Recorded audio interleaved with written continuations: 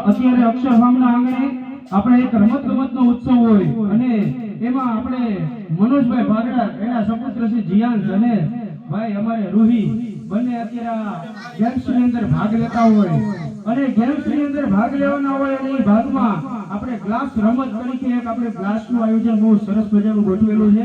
તમે જોઈ શકો છો અત્યારે જો આપણે બે સાઈડ બે પાળી છે, બે પાળીમાં ગ્લાસ ગોઠવી દીધા છે અને રૂહી અને જીયાન બંને એકદમ તૈયાર રેડી થઈને કમ્પ્લીટ રૂપે ઊભા છે.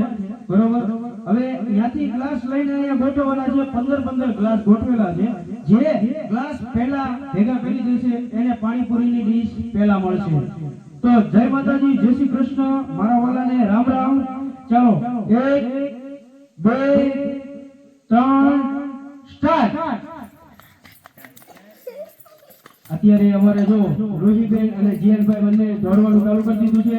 બે એક જગ્યાએ ગ્લાસ, હા જીયાનભાઈ નું કામ રેડી છે. બસ આવી રીતના ગ્લાસ ગોઠવવાના હોય. રોહીબેન અહીંયા ભૂલ કરી રહ્યા છે, ગ્લાસ ઉપરા ઉપર ગોઠવવાના આવે. રોહીબેન ની ભૂલ થાય છે, ઉપરા ઉપર ગ્લાસ ગોઠવવાના આવે. એવી રીતે ગ્લાસ મૂકશો તો નહીં ચાલે, નો ચાલે, એવી રીતે નો ચાલે. ગ્લાસ ઉપરા ઉપર ગોઠવવાના આવે. અમારા જીયાનભાઈ નું કામકાજ રેડી એકદમ કમ્પ્લીટ છે. જો જીયાનભાઈ, ઓ જીયાનભાઈ વાહ જીયાનભાઈ, 4 ગ્લાસ બાકી, 7 ગ્લાસ બાકી.